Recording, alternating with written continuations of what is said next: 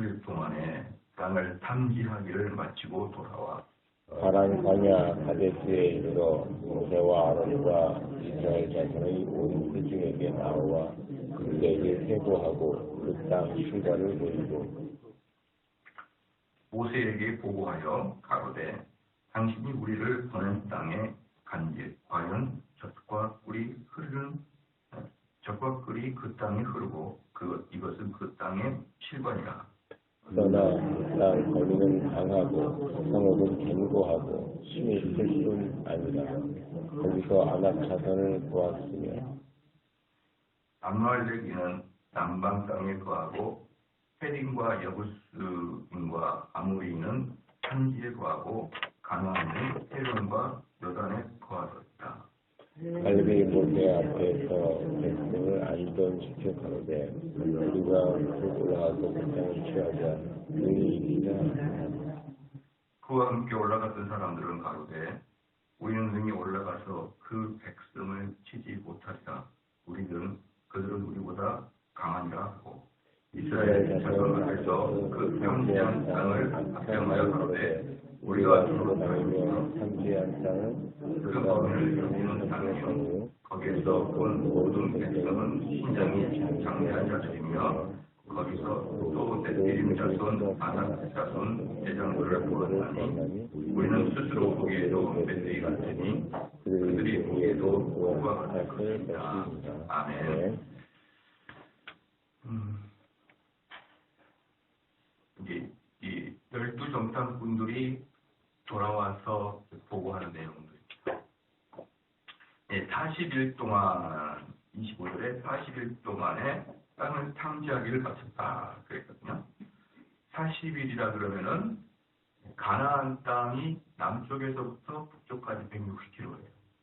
남쪽에서 북쪽까지 160km인데 그래서 160km라 그러면 성인이 걸어가는 거리로 일주일이면 충분하죠. 일주일.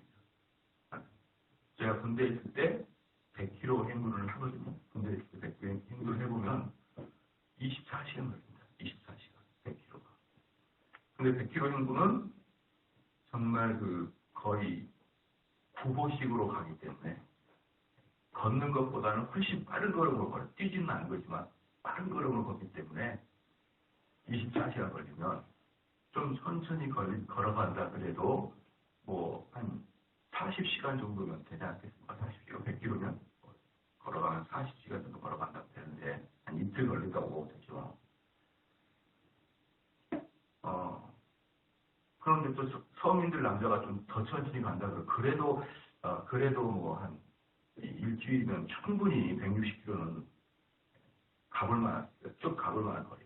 160km. 그럼 이제 왕복이니까 지난주에 배웠죠. 맨 남단부터 시작해서 북단까지 다 한 거니까 왕복 쳐도 넉넉잡아 2주다. 아무리 넉넉해도 2주다. 근데 그것을 40일 동안을 샅샅이 드셨다. 이런 뜻이에요. 40일은. 40일은 그냥 본 게 아니라 아주 철저하게 봤다라는 것을 우리 알 수가 있는 것이고요. 그다음 이제 여기서 26절에 바람 광야 가데스에 이르러 모세와 아론과 이스라엘 자손이 온 회중에게 나와 그들에게 회고하고 그 땅 실과를 보이고 다녀왔다는 겁니다. 26절 회고하다 이것은 한문이 뭡니까 경제적인 언어다라는 게 느껴지는 게 회자가 어떤 회자입니까? 돌아오다는 뜻이에요. 보자가 보고하다. 그러니까 회고하다 이것을 돌아와서 보고하다 이렇게 생각하기 때문에 한문은 경제적인 언어다 이런 느낌은 좀 들어요. 그래서 회고하다, 돌아와서 이들이 이제 보고하다. 그럴 때 그들이 그 땅을 갔다 와서 보고할 때 그냥 보고하는 게 아니라 객관적 사실을 증명품을 가져와서 보고합니다. 뭘 가져오죠? 실과를 딱 가져오잖아요. 실과.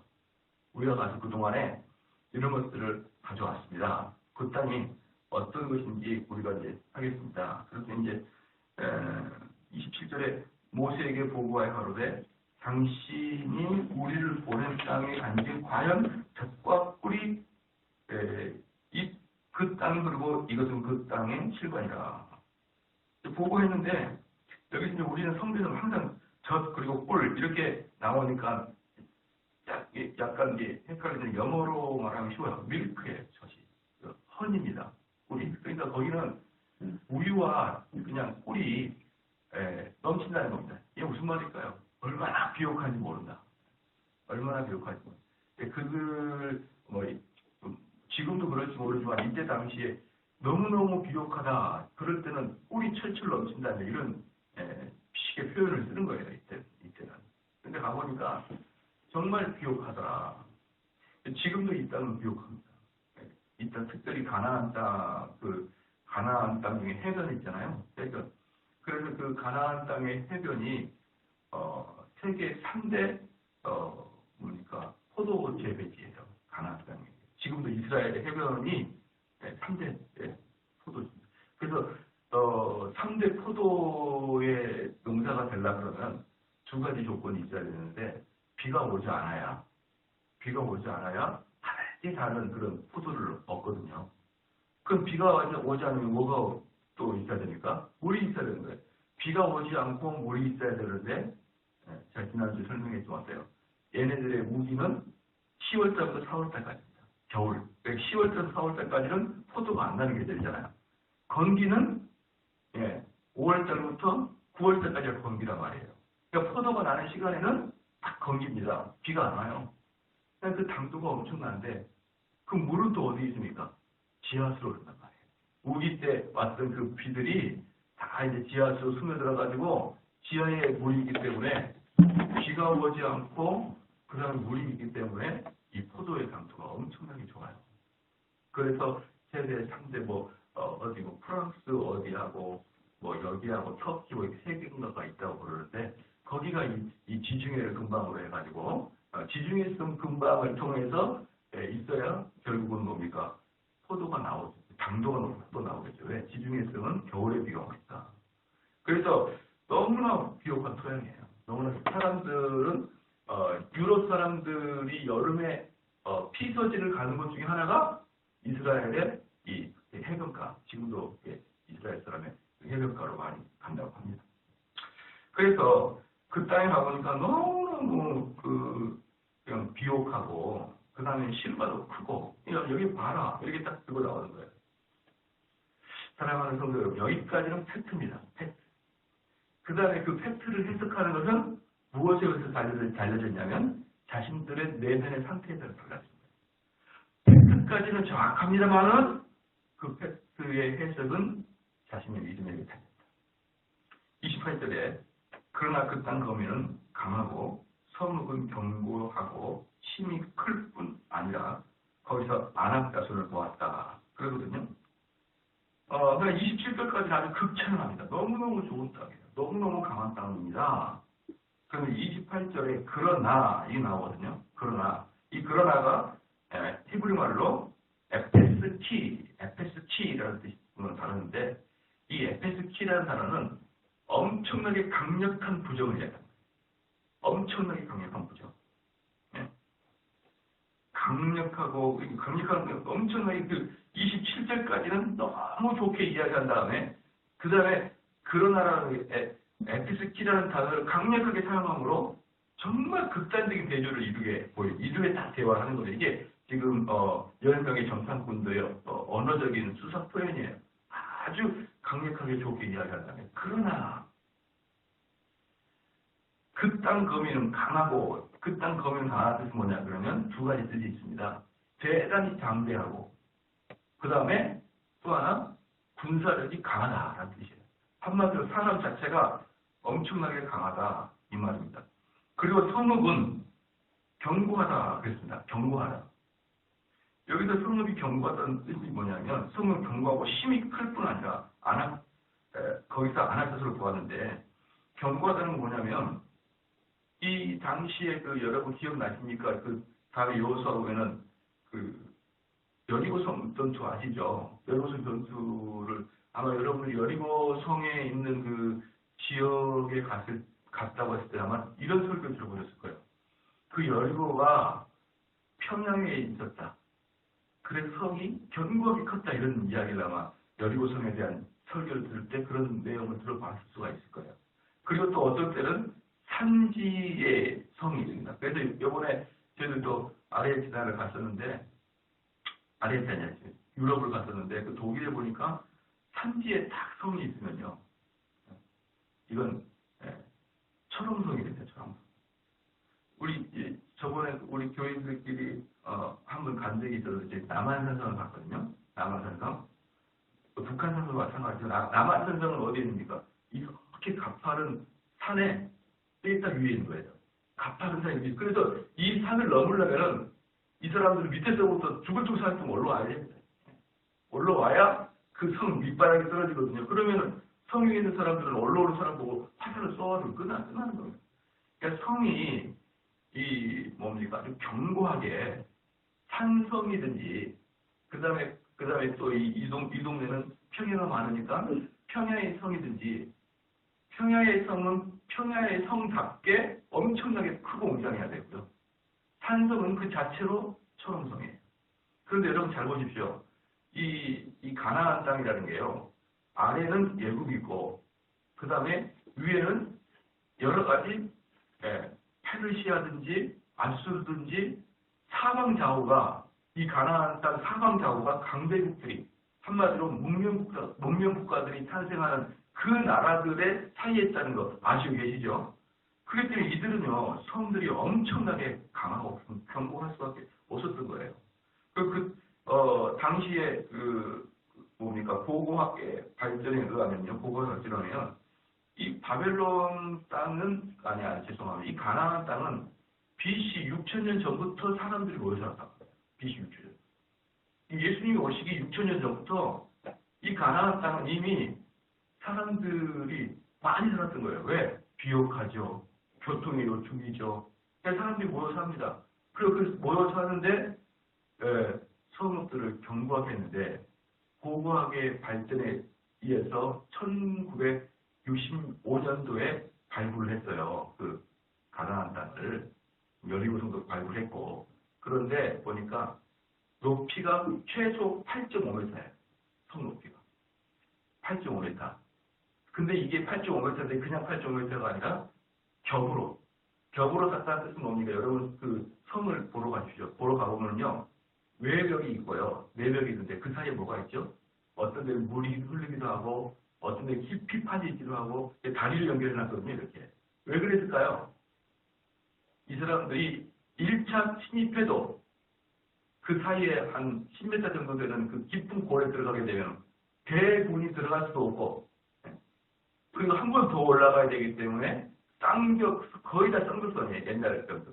쌍벽을 통한 것은 1차 벽을 그 사다리 타고 넘어와도 2차 코스에 딱 들어갈 때는 대군이 군집할 수, 모이기 어렵게 만들어놨단 말이에요. 거의 불가능하게. 그래서 보편적일 때는 그 길을 다리를 통해 들어가게 해놓지만, 전쟁할 때 다리 딱 끊어버리면, 거기서 이 두 번째 칸에 들어가 거의 멸제를 당하게 되는 것이죠. 완전히 동안의 그 쥐처럼 넣어버리는 거예요. 그래서. 그러니까 여리고성 거의, 가나안 땅에 있는 성들 거의 대부분 쌍벽입니다. 쌍벽. 근데 최소 높이가 8.5m고 두께가 3m예요. 두께가 3m면 여러분이 그 벽을 이렇게 잡아도 2명이 해도 이제 고대 딱. 이번에 독일에 가가지고 말이에요. 하이델베르그 성을 딱 만들었는데 이렇게 하니까 끝이 안 가더라고요. 그러면 제가 1m 70이니까 70 정도 되지 않겠어요? 한 2m 정도 될 것 같아요. 2m 정도. 그 벽 두께가 어마어마합니다. 여러분 왜 그렇게 옛날에 벽들이 두께가 두꺼웠을까요? 걔네들은 바위를 던져서 벽을 깨거든요. 바위를 쌓아. 그리고 막 큰 나무로 가지고 막 벽을 길게 해가지고 그 벽을 뚫고 들어오려고 하기 때문에 아예 벽 자체가 그냥 3m입니다. 이게 2개예요, 2개.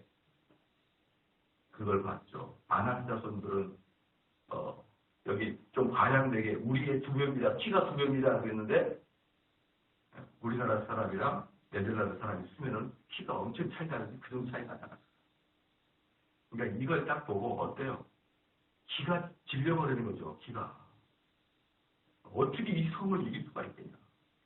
그러니까 28절에 그러나 범위는 강하고 성읍은 견고하고 힘이 클 뿐 아니라 거기서 안악 자손을 보았으며, 야, 가보니까 진짜 말할 수 없이 크더라고요. 크더라고요.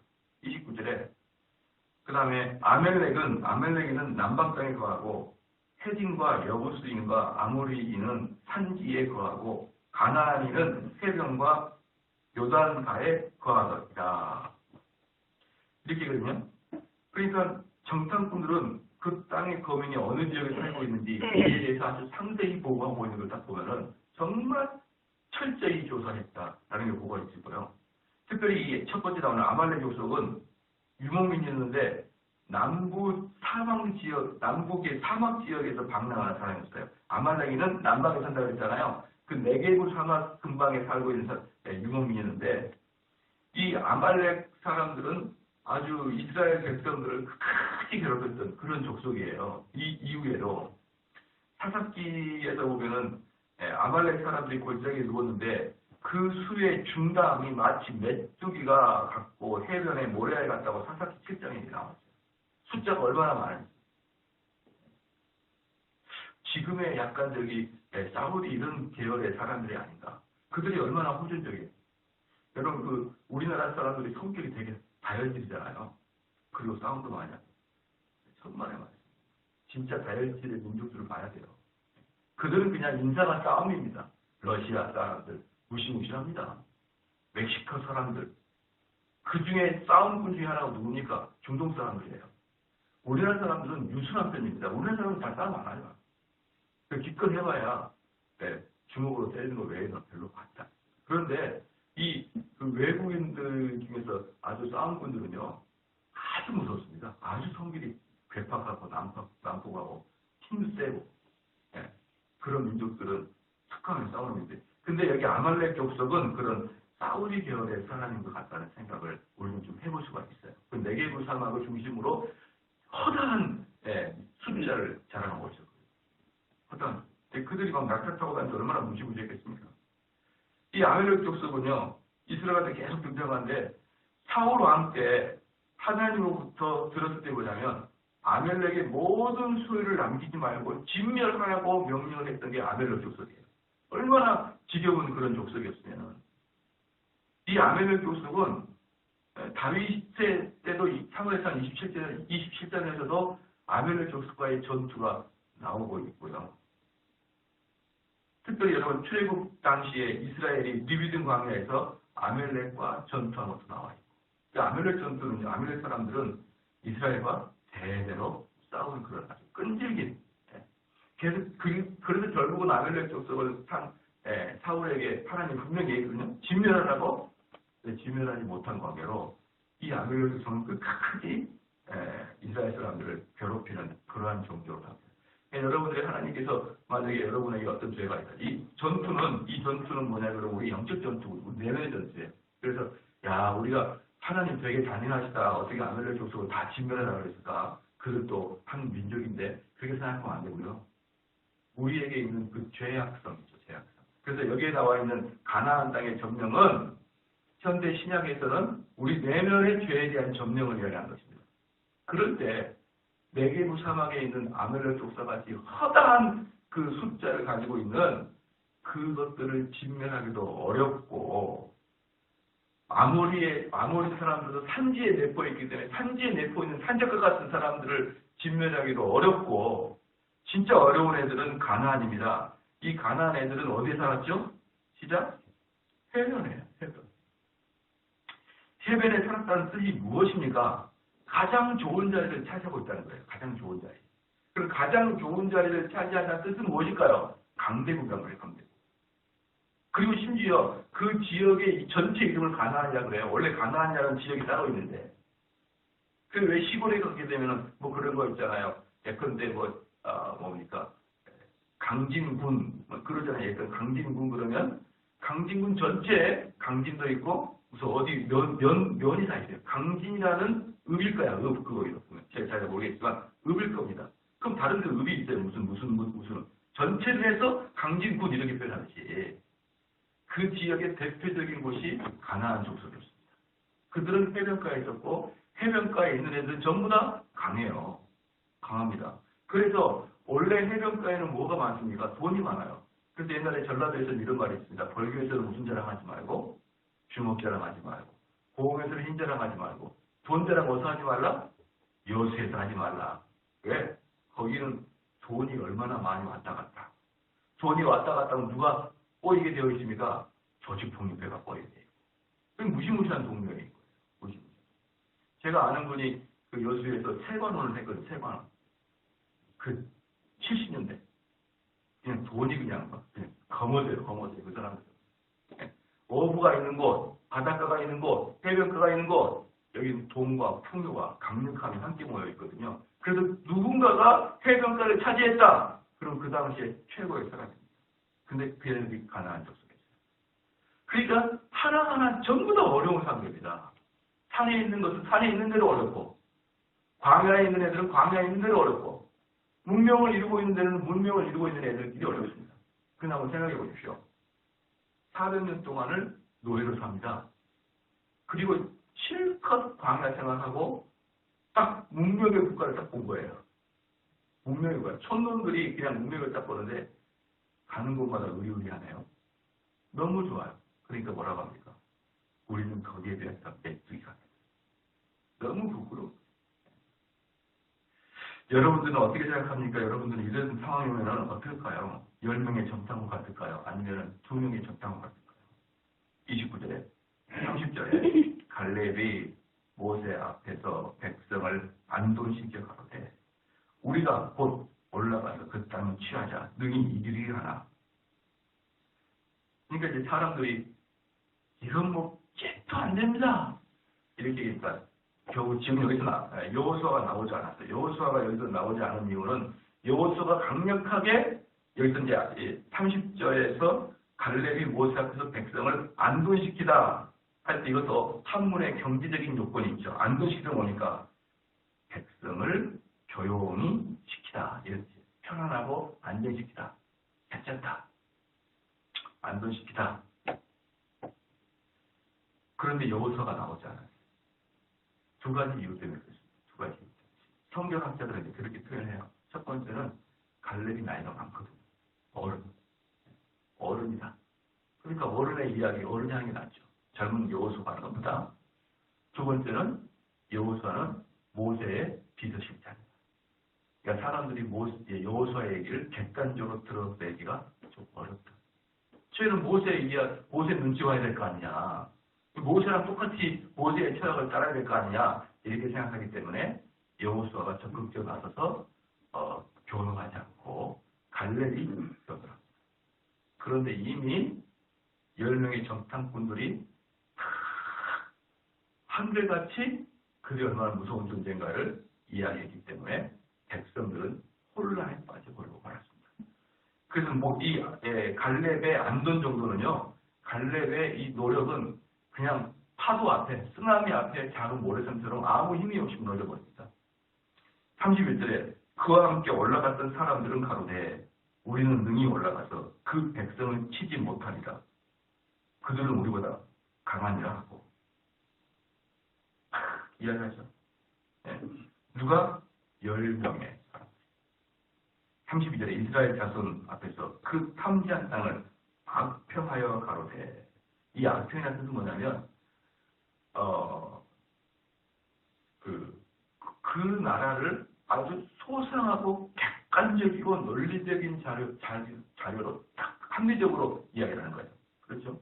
합리적으로 이야기하는 거예요. 그런데 지금 그 10명의 정탐꾼들은 정말 논리적으로 왜 우리가 그들을 이기지 못하는지 이야기하거든요. 근데 갈렙은 뭐라고 합니까? 갈렙은 30절에 갈렙이 모세 앞에서 백성을 안도시키는데 우리가 곧 올라가서 그 땅을 취하자. 능히 이기리라. 뭐예요? 아무 근거도 없어요. 믿음 하나밖에 없는 겁니다. 갈렙은 믿음 하나밖에 없는 거예요. 근데 다른 사람들의 이야기는 합리적이고 논리적이고 증명을 가져와서 하잖아요. 근데 갈렙에게는 그런 증명도 없어요. 왜? 증명을 이야기해봐야 이들의 마음은 이미 그러니까 더한데 만약에 갈렙이 걸어가지고 야 정말 그 땅은 비옥하기 그지없고 그 그 땅에서 농사지면 정말 잘 되겠더라. 우리 가서 차지하자.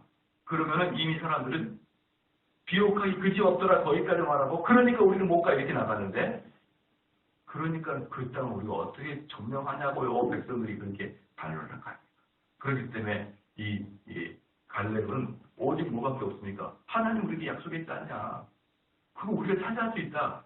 이렇게 아주 감정적이고 신앙적이고 비논리적으로 이야기하니까 모든 백성들이 갈렙 쪽으로 나이만 들었지 뭐 논리적이지도 않고 합리적이지도 않고 우리 가서 다 죽게 생겼구나. 갈렙이었지만 갈렙의 이야기는 하나도 힘이 없었습니다. 그리고 그곳을 가지 말자고 하는 반대의 세력들은 다수이고 논리적이고 합리적이고 젊고 현명하고 그 사람들 이야기했다. 사람들은 그 땅을 갔다 와서 악평한다.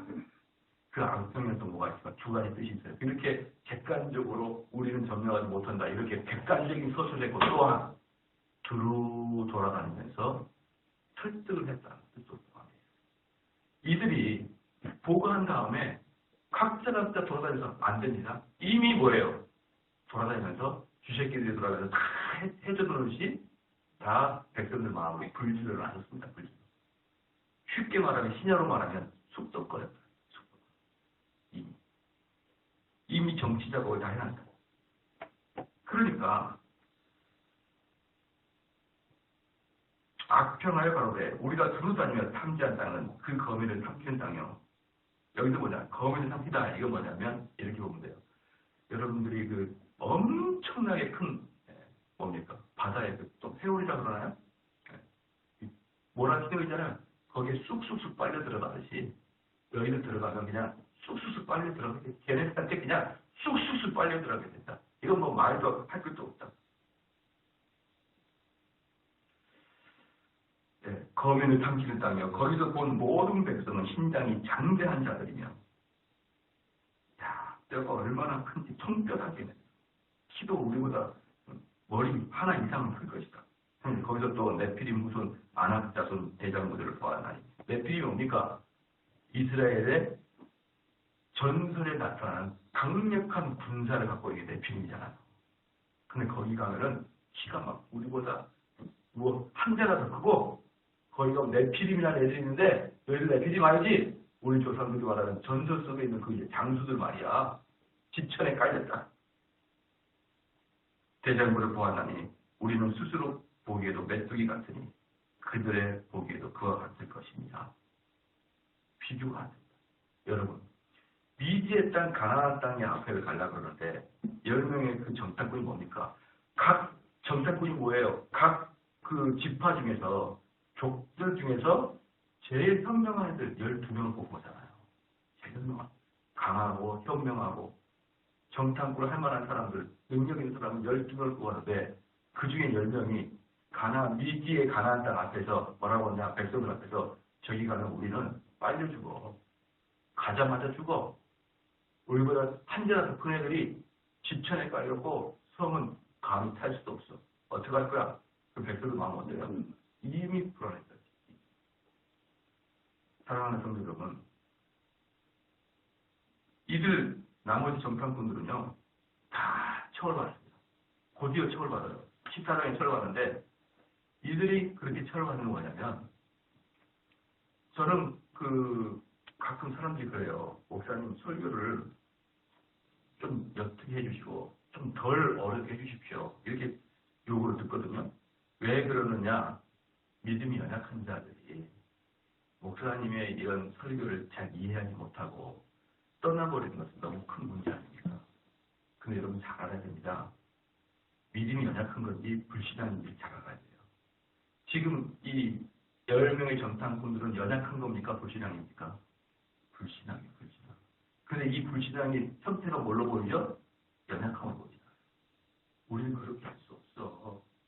우리는 그거가 메뚜기야. 연약하잖아요. 연약하지 않습니까? 근데 이 사람이 근본에 뭐가 오는 거예요? 하나님 주시겠다고 그 약속이 머리에 하나도 없어요. 하나님이 그 땅을 주시기로 했거든요. 하나님 너희들의 땅이라고 했습니다. 이미 아브라함 때부터 그걸 언약을 맺었어요. 근데 가나안의 정탐에 있는 사람들 마음속에는요.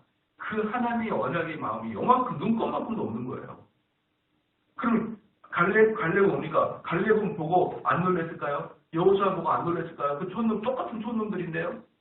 보고 놀랬을 겁니다. 어떻게 그 두꺼운 장벽에 그 성을 어떻게 올라갈 수가 있습니까? 여러분, 최하가 8.5m입니다. 8.5m가 얼마큼 높으냐면요.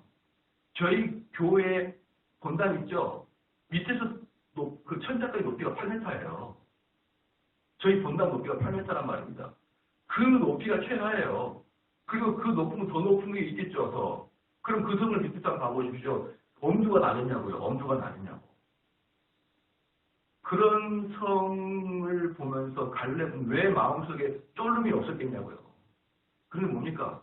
그것을 능히 이길 수 있는 하나님의 언약을 믿는 믿음이 있었기 때문에 갈렙은 가자고 했던 겁니다. 그런데 다른 건 어때요? 그 믿음이 없으니까 그 환경이 거인처럼 보였고 공포심이 보였던 겁니다. 그러나 하나님이 이기겠다고 약속을 주셨어요. 그래서 그 약속의 언약을 믿고 가야 되는데 이들은 연약한 게 아니라 불신앙의 근거를 통해서 있었어요.